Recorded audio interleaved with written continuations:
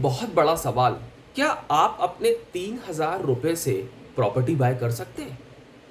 आप सोचेंगे कि नहीं, ये तो नहीं हो सकता, 3,000 रुपए में कौन सी प्रॉपर्टी आ रही है। दोस्तों, मेरे वीडियो को लाइक जरूर करना, सब्सक्राइब भी जरूर करिए, क्योंकि रियल एस्टेट की हर उस बारीकी के बारे में बात होगी इस चैनल पे, जिसमें बहुत ज़रूरी है कि रियल एस्टेट की पावर कितनी बड़ी हो सकती है और रियल एस्टेट हमें कहाँ से कहाँ पहुँचा सकता है। बस हमारे फैसले बहुत अच्छे होने चाहिए, क्योंकि जब हम फैसले गलत ले लेते हैं तो हमको ऐसा लगता है ये फील्ड ख़राब है और हम मार्केट से आउट हो जाते हैं। ऐसा कुछ भी नहीं है। अगर हमें सही फाइनेंशियल कंसल्टेंट मिले और सही अप्रोच के साथ हमें हर एक चीज़ के बारे में बताए, तो हम रियल एस्टेट में एक बहुत अच्छा काम कर सकते हैं और अपने पोर्टफोलियो को बहुत ऊपर तक ले जा सकते हैं, एक बड़े लेवल पे ले जा सकते हैं। कब मार्केट में एंट्री करनी है, कब बाहर होना है, ये जानना भी बहुत ज़रूरी होता है, क्योंकि प्रोजेक्ट लॉन्च होते रहते हैं और लोग परचेज करते रहते हैं। अब दोस्तों, बात हो रही है कि 3,000 रुपये को कैसे कन्वर्ट कर सकते हैं, कैसे मार्जिन अमाउंट तक पहुंचा सकते हैं, क्योंकि बैंक का आप फायदा ले सकते हैं, मैक्सिमम लोन अवेलेबल है। प्लॉट पे भी 70 to 80% लोन होता है, बिल्टअप पे तो मैक्सिमम लोन होता है। मगर मैं आपको एडवाइस करूंगा कि plot investment point of view से बेटर ऑप्शन होता है, क्योंकि मैक्सिमम लोग प्लॉट्स में जाते हैं और एक अच्छे रिटर्न्स होते हैं। अच्छी कंपनियों के साथ अगर आप जुड़े हैं तो डेफिनेटली आपको बहुत अच्छे रिटर्न होंगे। दोस्तों, एक मैं बहुत आपको एक ऐसा एग्जाम्पल बता रहा हूँ। मैं मानता हूँ कि वो क्रिप्टो करेंसी अभी मार्केट में इलीगल है, मगर एक बंदे ने 2015 में बिटकॉइन फाइनल कर लिए थे। ऐसे ही उसका मन हुआ, उसने कहीं से जानकारी ली होगी और उसने 4-5 बिटकॉइन प्लान कर लिए। अब दोस्तों, बिटकॉइन लेने के बाद बिटकॉइन बहुत ऊपर चले गया था, करीब करीब 14 लाख रुपए तक चले गया था और 14 लाख से वापस 2 लाख पे भी आ गया था। मैं आपको ये नहीं बोलूंगा कि आप क्रिप्टो करेंसी में इन्वेस्टमेंट करिए, मैं तो आपको रियल एस्टेट के बारे में बता रहा हूं। मगर उसने कैसे उस छोटे से अमाउंट को एक बड़े अच्छे हैंडसम अमाउंट में कन्वर्ट कर लिया। और जब उसने बड़े अमाउंट में कन्वर्ट किया तो वो बहुत समझदार था। उसने ये नहीं देखा कि यार क्रिप्टो, क्योंकि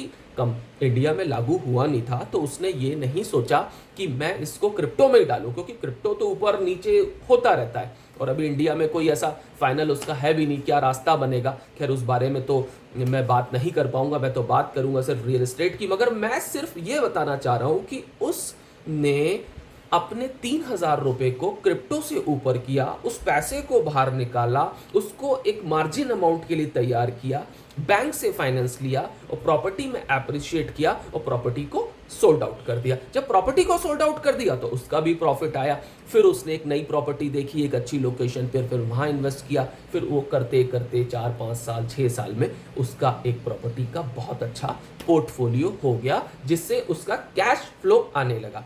अब आपको यह समझना है कि आज के टाइम पे क्या हो सकता है। 3,000 से 5,000 से 10,000 से कैसे आप अपने अमाउंट को रोटेट कर सकते हैं। देखिए, एकदम से तो 3,000 के 6,000 नहीं होंगे, एकदम से तो 5,000 के 10,000 नहीं होंगे, मगर आप छोटा छोटा अमाउंट भी जोड़ना चालू करते हैं। मैं कहता हूं कि आपको 3 साल लग गए जोड़ने में, आपकी उम्र आज 33 साल है, 36-38 साल, मैं कहता हूँ 40 साल तक भी आपने एक मार्जिन अमाउंट को तैयार कर लिया। और एक आप जॉब में है या बिजनेस में है, आपके ITR है, 4 से 5 लाख रुपए भी मार्जिन अमाउंट एक 15 से 18 लाख प्लॉट लेने के लिए बहुत अच्छा होता है। ये बिल्कुल आप मान के चलिए। अब बात आती है कि 15 से 18 लाख का प्लॉट मिलेगा कहाँ? बिल्कुल मिलेगा, थोड़ा दूर मिलेगा, मगर हम फैसला लेने से डरते हैं। अब बात आ गई फैसले की, और ये रेट बढ़ेंगे कि नहीं बढ़ेंगे। अरे एक बार आप एंट्री तो करिए।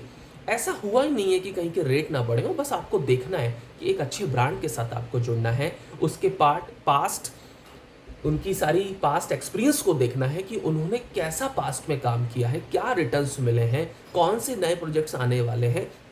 आप एक्टिव रहिए और मेरे चैनल पे बने रहिए। मैं आपको हर एक बारीकी बताऊंगा कि रियल एस्टेट में कैसे आप आगे बढ़ सकते हैं, कैसे अपने पोर्टफोलियो को बढ़ा सकते हैं, कैसे स्विच कर सकते हैं, कैसे एंट्री कर सकते हैं, कब करनी चाहिए, कौन सा प्लॉट बेटर है मार्केट में जो आराम से सेल हो रहा है, कौन सी लोकेशन पे करना है। ये सारी चीज़ों को, कौन सा भारत में आज शहर ग्रोइंग स्टेज में है, वो भी हमको जानना बहुत ज़रूरी है। अभी जैसे बात करें मध्य प्रदेश में इंदौर की, तो इंदौर में बहुत अच्छे रेट्स बढ़े, क्योंकि इंदौर एक ग्रोइंग सिटी होती जा रही है। पुणे बॉम्बे के बाद अगर देखें तो पूरा IT हब इंदौर में आ रहा है। तो ऐसे और भी शहर है। नागपुर एक बहुत अच्छा शहर फ्यूचर के लिए हो सकता है, जयपुर एक बहुत अच्छा शहर हो सकता है। अब यहाँ पर आपको लोकल बिल्डर्स को देखना होगा। लोकल मीन्स अच्छे ब्रांड के बिल्डर्स जो काम कर रहे हैं, जिनका एक मार्केट में छवि अच्छी है, ऐसे लोगों के साथ जुड़ें। और दोस्तों, प्रॉपर्टी से बढ़िया कोई इन्वेस्टमेंट इस दुनिया में नहीं है। इस कोरोना ने हमको ये बता दिया कि जो जॉब में थे, जो परेशानी में थे, वो कितनी परेशानियों से बाहर निकले। देखिए, मैं ये नहीं कहता कि आपने लोन लिया और कोरोना आ गया, अब आप ईएमआई नहीं दे पा रहे। ऐसा क्यों सोच रहे हैं आप? जिन्होंने 5 साल पहले प्रॉपर्टी ली थी, लोन लिया, उनकी तो प्रॉपर्टी एप्रिशिएट हो गई थी और उनकी प्रॉपर्टी सेल भी हो गई, क्योंकि उन्होंने प्रॉपर्टी बहुत अच्छी जगह पे ली। तो एसेट्स में बिलीव करिए दोस्तों। महंगाई वाला दौर आने वाला है, महंगाई बढ़ती जा रही है।